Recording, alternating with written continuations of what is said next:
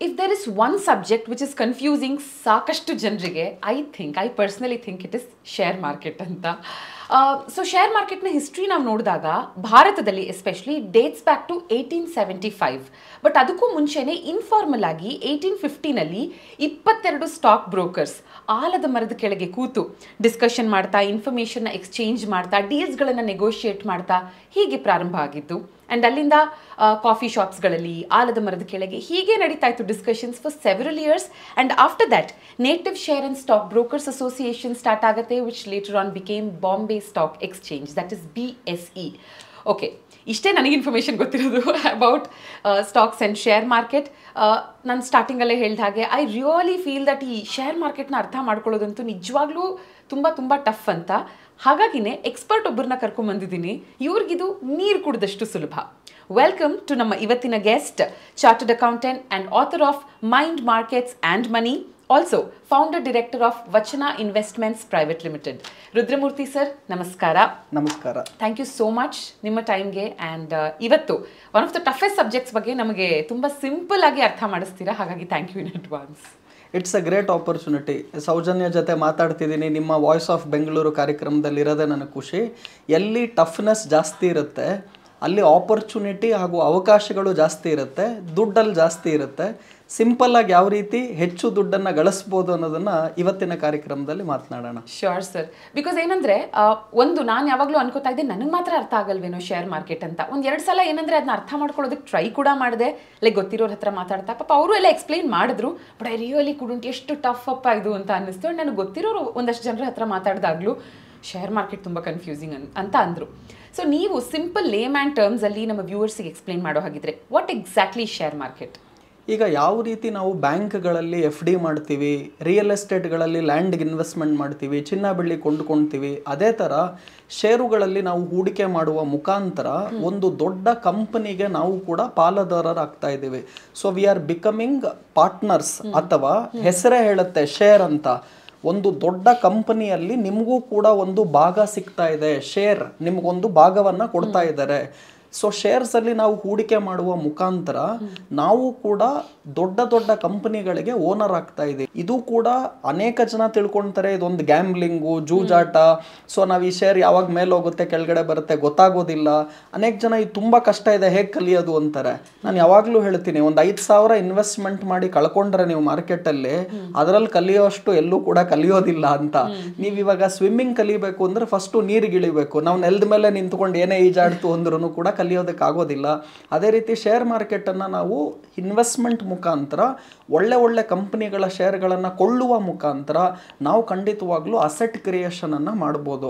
ಹಾಗೂ ವೆರಿ ಬಿಗಿನಿಂಗಲ್ಲಿ ಹೇಳ್ತೀನಿ ಸೌಜನ್ಯ ಅವರೇ, ನೀವು ಯಾವುದೇ ವಿಶ್ವದ 10 ಜನ ಶ್ರೀಮಂತರನ್ನು ತಗೊಳ್ಳಿ, ಭಾರತ ದೇಶದ 10 ಜನ ಶ್ರೀಮಂತರು ತಗೊಳ್ಳಿ, ಚಿನ್ನದಲ್ಲಿ ಹೂಡಿಕೆ ಮಾಡಿ, ರಿಯಲ್ ಎಸ್ಟೇಟಲ್ಲಿ ಹೂಡಿಕೆ ಮಾಡಿ, ಅಥವಾ ಇನ್ಶೂರೆನ್ಸಲ್ಲಿ ಇನ್ವೆಸ್ಟ್ ಮಾಡಿ, ಬ್ಯಾಂಕ್ FDಲಿ ಇನ್ವೆಸ್ಟ್ಮೆಂಟ್ ಮಾಡಿ, ಅಥವಾ ಯಾವುದೇ ಹೂಡಿಕೆಯಲ್ಲಿ ಮಾಡಿ ಟಾಪ್ 10 ರಿಚೆಸ್ಟ್ ಪೀಪಲಲ್ಲಿ ಯಾರೂ ಬಂದಿಲ್ಲ.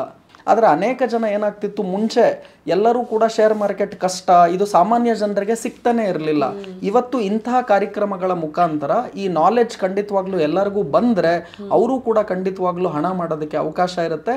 ಹಾಗೂ ಸಂಪೂರ್ಣವಾಗಿ ಯಾವ ರೀತಿ ಶೇರ್ಸ್ಗಳಲ್ಲಿ ನಾವು ಇನ್ವೆಸ್ಟ್ಮೆಂಟ್ ಮಾಡ್ಬೋದು, ಅದಕ್ಕೂ ಮ್ಯೂಚುವಲ್ ಫಂಡ್ಗೆ ಏನು ವ್ಯತ್ಯಾಸ ಇದೆ, ಟ್ರೇಡಿಂಗ್ ಮಾಡಬೇಕಾ, ಇನ್ವೆಸ್ಟ್ಮೆಂಟ್ ಮಾಡಬೇಕಾ, ಹಾಗೂ ಇನ್ನೂ ಅನೇಕ ಪ್ರಶ್ನೆಗಳು ಏನು ಈ ವ್ಯೂವರ್ಸ್ಗಿದೆ ಇವತ್ತು ಕಾರ್ಯಕ್ರಮ ಎಂಡ್ವರೆಗೂ ನೋಡಿದ್ರೆ ಇದೆಲ್ಲದಕ್ಕೂ ಉತ್ತರ ಸಿಗುತ್ತೆ. ಸೊ ಏನಂದ್ರೆ ಸರ್, ಸೀಯಿಂಗ್ ಇಸ್ ಬಿಲೀವಿಂಗ್. ನಮ್ಮ ಕಣ್ಣೆದುರಿಗೆ ಯಾರಾದರೂ ಫ್ರಮ್ 0 to millionaire ಆಗಿದ್ದಾರಾ ಅಂದರೆ I think it's Rakesh Jhunjhunwala ಅವರು. ಸೊ 1985 5,000 ರೂಪಾಯಿ ಇನ್ವೆಸ್ಟ್ ಮಾಡ್ತಾರೆ for the very first time. And ಮುಂದಿನ ವರ್ಷನೇ ಲಕ್ಷಾಧಿಪತಿ ಆಗ್ತಾರೆ. And when he passed away ಅವರು 438th richest person of the world ಆಗಿದ್ರು. I think that is one live example. ಅವರ ಲೈಫಿನ ಟೇಕ್ ಅವೇಸ್ನ ನಮಗೆ ಹೇಳೋದಿದ್ರೆ ಖಂಡಿತ ನೋಡಿ, ರಾಕೇಶ್ ಜುಂಜುನ್ವಾಲಾನ ಭಾರತದ ವಾರನ್ ಬಫೆಟ್ ಅಂತ ಕರೀತಾರೆ. ವಾರನ್ ಬಫೆಟ್ ಬಂದು ವಿಶ್ವದ ನಂಬರ್ 1 ಷೇರು ಮಾರ್ಕೆಟ್ ಅಲ್ಲಿ ಇನ್ವೆಸ್ಟರ್ ಆಗಿದ್ರೆ, ನಮ್ಮ ಭಾರತ ದೇಶದ ನಂಬರ್ 1 ಇನ್ವೆಸ್ಟರ್ ಖಂಡಿತವಾಗ್ಲೂ ರಾಕೇಶ್ ಜುಂಜುನ್ವಾಲಾ ಜುಂಜುನ್ವಾಲಾ ಆಗ್ತಾರೆ. ರಾಕೇಶ್ ಜುಂಜುನ್ವಾಲಾನು ಕೂಡ ನಂತರ ಒಬ್ಬರು ಚಾರ್ಟೆಡ್ ಅಕೌಂಟೆಂಟು.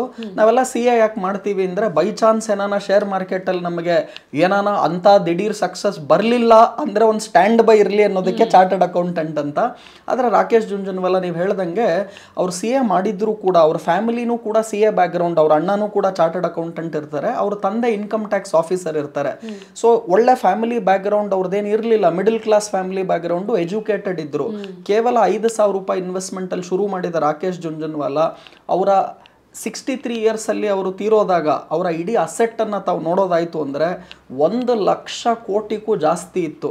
ಆಮೇಲೆ ಯಾವುದೇ ಒಂದು ವ್ಯಕ್ತಿ ಎಲ್ಲ ದುಡ್ಡು ಬರೀ ಶೇರ್ ಮಾರ್ಕೆಟಲ್ಲಿ ಇರಲ್ಲ, ಅವ್ರ ಹತ್ರ ರಿಯಲ್ ಎಸ್ಟೇಟ್ ಇರುತ್ತೆ, ಗೋಲ್ಡ್ ಇರುತ್ತೆ, ಈ ಬೇರೆ ಅಸೆಟ್ ಕ್ಲಾಸನ್ನು ಕೌಂಟ್ ಮಾಡಿಲ್ಲ. ಇದೆಲ್ಲ ನೀವು ಕೌಂಟ್ ಮಾಡ್ತು ಅಂದರೆ ನನ್ನ ಪ್ರಕಾರ 1,00,000 crore ತುಂಬಾ ಕಡಿಮೆ ಅಮೌಂಟು. 50% ಇನ್ನೂ ಅವ್ರ ಹತ್ರ ಬೇರೆ ಅಸೆಟ್ಸ್ ಇತ್ತು ಅಂತ ತೊಗೊಂಡ್ರೆ 2,00,000 ಕೋಟಿನೂ ಕೂಡ ಕಡಿಮೆ ಆಗುತ್ತೆ. ಕೇವಲ 5,000 ರೂಪಾಯಿಂದ ಇಷ್ಟೊಂದು ವೆಲ್ತ್ ಕ್ರಿಯೇಟ್ ಮಾಡಿದಂಥ ರಾಕೇಶ್ ಜುಂಜುನ್ವಾಲಾ ಖಂಡಿತವಾಗ್ಲೂ ಅನೇಕ ಜನ ಯಾರು ಹಣ ಮಾಡಬೇಕು ಮಾರ್ಕೆಟಲ್ಲಿ ಅಂತಿದ್ದಾರೆ, ಹಾಗೂ ಶೇರ್ ಮಾರ್ಕೆಟ್ ನಮಗೇನು ಅರ್ಥನೇ ಆಗ್ತಾ ಇಲ್ಲ, ನಾವು ಯಾವ ರೀತಿ ಹೂಡಿಕೆ ಮಾಡಬೇಕು, ಇವರು ಎಲ್ಲರಿಗೂ ಕೂಡ ಇವರು ನಾವು ಮಾಡಬಹುದು ಅನ್ನೋದನ್ನು ತೋರಿಸ್ಕೊಟ್ಟಿದ್ದಾರೆ. He never started with 5 lakh 50 lakh 5 crore ಆ ಥರ ಅವ್ರ ದುಡ್ಡಲ್ಲಿ ಶುರು ಮಾಡಲಿಲ್ಲ. ಕೇವಲ 5,000ರಲ್ಲಿ ಶುರು ಮಾಡಿದ ರಾಕೇಶ್ ಜುಂಜುನ್ವಾಲಾ ಅಷ್ಟೊಂದು 2,00,000 ಕೋಟಿಗೂ ಅಧಿಕ ದುಡ್ಡನ್ನು ಮಾಡಿದ್ರು.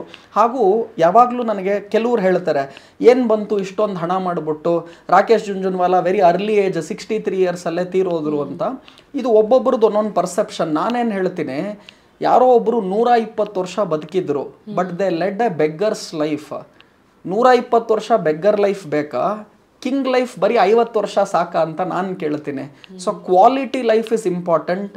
ನನ್ನ ಪ್ರಕಾರ Rakesh led a kings life. And also ಈಗ ಅವ್ರ family is also secured. Very good. In fact Rakesh Jhunjhunwala ಅವರ ಅಸೆಟ್ಸ್, ರೇಖಾ ಜುಂಜುನ್ವಾಲಾ ಅವರ ಮಿಸ್ಸಸ್ ಏನಿದ್ದಾರೆ, ಹಾಗೂ ಇವತ್ತು ಕೂಡ ರಾಕೇಶ್ ಜುಂಜುನ್ವಾಲಾ ಮಾಡ್ತಿರುವ ಚಾರಿಟಿ ಏನಿದೆ, ಬಲ್ಗೈಯಲ್ಲಿ ಕೊಡೋದನ್ನ ಹೆಡ್ಗೈಗೂ ಗೊತ್ತಾಗಬಾರ್ದು ಅಂತ ಏನು ಹೇಳ್ತಾರೆ. So the amount of service what is giving not just to his own family, and ಅವರು ನಿದರ್ಶನ, ಇವತ್ತು ಒಂದು ಉದಾಹರಣೆಯಾಗಿ ಬೇರೆಯವರು ಶೇರ್ ಮಾರ್ಕೆಟಲ್ಲಿ ಬರೋರಿಗೆ ನಾನು ಮಾಡಿದ್ದೀನಿ ಅಂದರೆ ನೀವು ಯಾಕೆ ಮಾಡಬಾರ್ದು.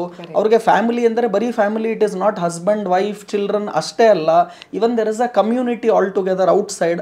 ಅವ್ರು ಎಲ್ಲರಿಗೂ ಕೂಡ ಖಂಡಿತವಾಗ್ಲೂ is a standing example. And ಅನೇಕ ಕೋಟ್ಸ್ಗಳು ರಾಕೇಶ್ ಜುಂಜುನ್ವಾಲಾ ಹೇಳ್ತಾರೆ ಯಾವಾಗಲೂ ಶೇರ್ ಮಾರ್ಕೆಟಲ್ಲಿ ನೀವು ಯಾವ ಬೆಲೆಗೆ ಶೇರ್ ತೊಗೊಳ್ತೀರಾ ಅನ್ನೋದು ತುಂಬ important. You have to buy at a lower price, sell at a higher price. ಆಮೇಲೆ ಟ್ರೇಡಿಂಗ್ ಮಾಡಬೇಕಾ ಇನ್ವೆಸ್ಟ್ಮೆಂಟ್ ಮಾಡಬೇಕಾ ಅಂದಾಗಲೂ ರಾಕೇಶ್ ಜುಂಜುನ್ವಾಲಾ ತುಂಬ ಚೆನ್ನಾಗಿ ಹೇಳ್ತಾರೆ. ಅವ್ರು ಹೇಳ್ತಾರೆ ಆಮೇಲೆ ಆ ಟ್ರೇಡಿಂಗ್ ಮಾಡೋದ ಇನ್ವೆಸ್ಟ್ಮೆಂಟ್ ಮಾಡೋದ ಅಂದಾಗ, ಟ್ರೇಡಿಂಗ್ ಬಂದು ಶಾರ್ಟ್ ಟರ್ಮ್, ಅದರಿಂದ ನಾವು ಲಾಭ ಮಾಡ್ತೀವಿ. ಇನ್ವೆಸ್ಟ್ಮೆಂಟ್ ಬಂದು ಲಾಂಗ್ ಟರ್ಮ್, ಅದರಿಂದ ನಾವು ವೆಲ್ತ್ ಕ್ರಿಯೇಟ್ ಮಾಡ್ತೀವಿ. ಸೊ ನೀವು ಟ್ರೇಡಿಂಗ್ ಮಾಡಿ ಮಾಡುವ ಚಿಕ್ಕ ಪುಟ್ಟ ಲಾಭಗಳೇನಿದೆ ಅದನ್ನೆಲ್ಲ ಲಾಂಗ್ ಟರ್ಮ್ ಶೇರ್ಸ್ಗಳಿಗೆ ಹೂಡಿಕೆ ಮಾಡಿ ವೆಲ್ತನ್ನು ಕ್ರಿಯೇಟ್ ಮಾಡಿ. Also one more quote, William Feather ಅನ್ನೋ ಅಮೆರಿಕನ್ ಪಬ್ಲಿಷರ್ನ ಕೋಟ್ ಕೂಡ ನನಗೆ ತುಂಬ ಇಷ್ಟ ಆಯಿತು. One of the funny things about the stock market is that every time a person buys another sells and both think that they are clever. ಖಂಡಿತ ಇಲ್ಲೇನಾಗುತ್ತೆ ಅಂದರೆ share ಮಾರ್ಕೆಟಲ್ಲಿ ದುಡ್ಡು ಒಬ್ಬರು ಲಾಭ ಮಾಡ್ತಿರ್ತಾರೆ, ಒಬ್ಬರು ನಷ್ಟ ಮಾಡ್ತಿರ್ತಾರೆ. ಹೇಗೆ ಅಂತ ಅನೇಕ ಬಾರಿ ಏನಾಗುತ್ತೆ, ಇವಾಗ ಉದಾಹರಣೆಗೆ ನಾನು ಒಂದು ಶೇರನ್ನು 100 ರೂಪಾಯಿಗೆ ಕೊಂಡ್ಕೊಳ್ತೀನಿ. ಇವಾಗ ಉದಾಹರಣೆಗೆ ITC ಕಂಪನಿ ಶೇರನ್ನು ನಾನು 100 ರೂಪಾಯಿಗೆ ತೊಗೊಂಡೆ, 150 ರೂಪಾಯಿಗೆ ಹೋಯಿತು, ನಾನು 150 ರೂಪಾಯಿಗೆ ಸಾಕು ಅಂತ ನಾನು ಮಾರ್ತೀನಿ. ನೀವು ಆ ಶೇರನ್ನು 150 ರೂಪಾಯಿಗೆ ಕೊಂಡ್ಕೊಂಡ್ರಿ ಅಂತ ಅನ್ಕೊಳ್ಳೋಣ. ಸೊ ನಾನು 100 ರೂಪಾಯಿಗೆ ಬೈ ಮಾಡಿದೆ, 150 ರೂಪಾಯಿಗೆ ಮಾರಾಟ ಮಾಡಿ 50 ರೂಪೀಸ್ ಪ್ರಾಫಿಟ್ ಮಾಡಿ ಆಚೆ ಬಂದೆ. ನೀವು ಆ ಶೇರನ್ನು 150 ರೂಪಾಯಿಗೆ ಕೊಂಡ್ಕೊಂಡ್ರಿ, ನೀವು ಇನ್ನೂ ಒಂದು ವರ್ಷ ಹೋಲ್ಡ್ ಮಾಡಿಬಿಟ್ಟು ನೀವು 250 ರೂಪಾಯಿಗೆ ಆ ಶೇರ್ ಹೋದಾಗ 150ಕ್ಕೆ ನೀವು ತೊಗೊಂಡಿದ್ರಿ, 250 ರೂಪಾಯಿಗೆ ನೀವು ಮಾರಿದ್ರಿ ಅನ್ಕೊಳ್ಳಿ. ಸೊ ನೀವು ಕೂಡ 100 ರೂಪಾಯಿ ಪ್ರಾಫಿಟ್ ಮಾಡಿದ್ರಿ, ನಿಮ್ಮಿಂದ ಯಾರೋ 250 ರೂಪಾಯಿಗೆ ತೊಗೊಂಡ್ರು. ಆ ವ್ಯಕ್ತಿ ಇನ್ನೊಂದು ಸ್ವಲ್ಪ ದಿವಸ ಇಟ್ಕೊಂಡು ಈ ಸೋಲ್ಡ್ ಇಟ್ ಅಟ್ 300 ರೂಪೀಸ್, ಅವನು 50 ರೂಪಾಯಿ ಪ್ರಾಫಿಟ್ ಮಾಡ್ದ. So over a period of time every one makes money. ಇದು ಇನ್ವೆಸ್ಟ್ಮೆಂಟಲ್ಲಿ.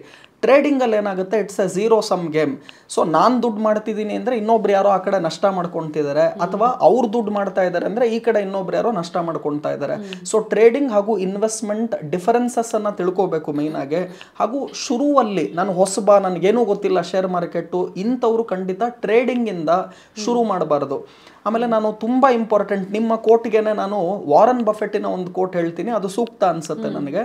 ಬಫೆಟ್ಗೆ ಒಂದ್ಸಲ ಜೆಫ್ ಬಿಜಾಸ್, ಅಮೆಝಾನ್ ಕಂಪನಿಯ ಓನರ್ ಜೆಫ್ ಬಿಜಾಸ್ ಕೇಳ್ತಾರೆ, ನೀವು ಎಷ್ಟು ಚೆನ್ನಾಗಿ ಇನ್ವೆಸ್ಟ್ಮೆಂಟ್ ಎಲ್ಲ ಮಾಡಿ ಇಷ್ಟೊಂದು ದುಡ್ಡು ಮಾಡಿದ್ದೀರಾ, ಆಮೇಲೆ ನಿಮ್ಮ ಸಿಂಪಲ್ ಕಾನ್ಸೆಪ್ಟ್ಸ್ ಎಲ್ಲ ನಿಮ್ದಿದೆ ಬಫೆಟ್ದು ಎಲ್ಲ, ಆದರೂ ಯಾಕೆ ಜನ ಶ್ರೀಮಂತರಾಗ್ತಾ ಇಲ್ಲ? ಎಲ್ಲರೂ ಶ್ರೀಮಂತರಾಗಕ್ಕೆ ಇಷ್ಟ, ಆದ್ರೆ ಯಾಕೆ ಜನ ಶ್ರೀಮಂತರಾಗ್ತಿಲ್ಲ ಅಂತ ಜೆಫ್ ಬೆಜೋಸ್ ಕೇಳ್ತಾರೆ.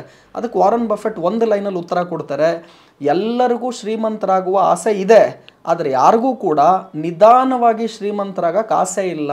ಫಾಸ್ಟ್ ಆಗಿ ಶ್ರೀಮಂತರಾಗಕ್ಕೆ ಹೋಗೋರು ಯಾರೂ ಕೂಡ ಶ್ರೀಮಂತರಾಗೋದಿಲ್ಲ. ಆಮೇಲೆ ಯಾರು ನಿಧಾನವಾಗಿ ಹಂತ ಹಂತವಾಗಿ ಬೆಳಿಬೇಕು, ಹಂತ ಹಂತವಾಗಿ ನಾವು ಶ್ರೀಮಂತರಾಗಬೇಕು ಅಂತ ಹೋಗ್ತಾರೋ ಅವ್ರು ಖಂಡಿತ ಶ್ರೀಮಂತರಾಗ್ತಾರೆ. ಇದು ಬರೀ ಮನಿ ಫೀಲ್ಡಲ್ಲ, ಯಾವುದೇ ಫೀಲ್ಡ್ ತಗೊಳ್ಳಿ.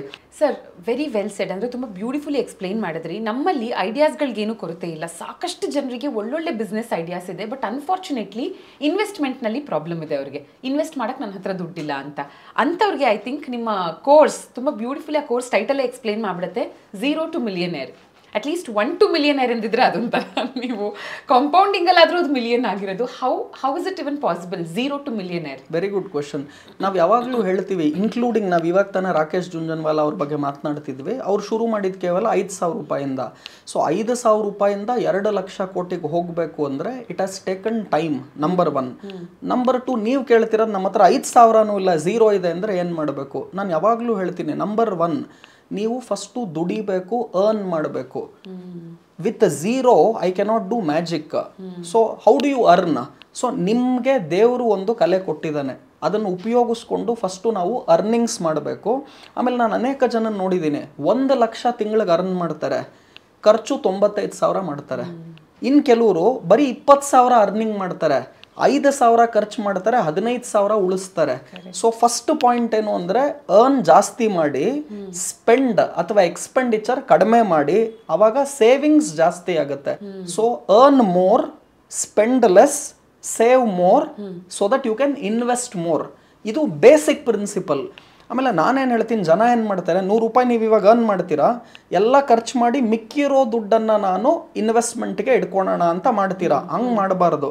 ನೀವು 100 ರೂಪಾಯಿ ದುಡಿದ್ರೆ ಮಿನಿಮಮ್ ಫಸ್ಟೇ 20 ರೂಪಾಯಿ ಎತ್ತಿಟ್ಬಿಡಿ, ಮಿಕ್ಕಿರೋ ದುಡ್ಡನ್ನು ಖರ್ಚು ಮಾಡಿ. ಅಂದರೆ ದುಡ್ದಿರೋ ದುಡ್ಡಲ್ಲಿ ಖರ್ಚು ಮಾಡಿ ಮಿಕ್ಕಿರೋ ದುಡ್ಡನ್ನು ಇನ್ವೆಸ್ಟ್ ಮಾಡೋದಲ್ಲ, ದುಡ್ದಿರೋ ದುಡ್ಡಲ್ಲಿ ಫಸ್ಟು ಇನ್ವೆಸ್ಟ್ಮೆಂಟಿಗೆ ಎತ್ತಿಟ್ಬಿಡಿ, ಮಿಕ್ಕಿರೋ ದುಡ್ಡನ್ನು ಖರ್ಚು ಮಾಡಿ. ನನ್ನ ಪ್ರಕಾರ minimum 20% of what you earn, minimum ಅದನ್ನು ನಾವು ಇನ್ವೆಸ್ಟ್ಮೆಂಟ್ ಮಾಡಬೇಕು. ಫಸ್ಟು 1 ಕೋಟಿ ಮಾಡೋದಕ್ಕೆ ತುಂಬ ಕಷ್ಟ ಆಗುತ್ತೆ.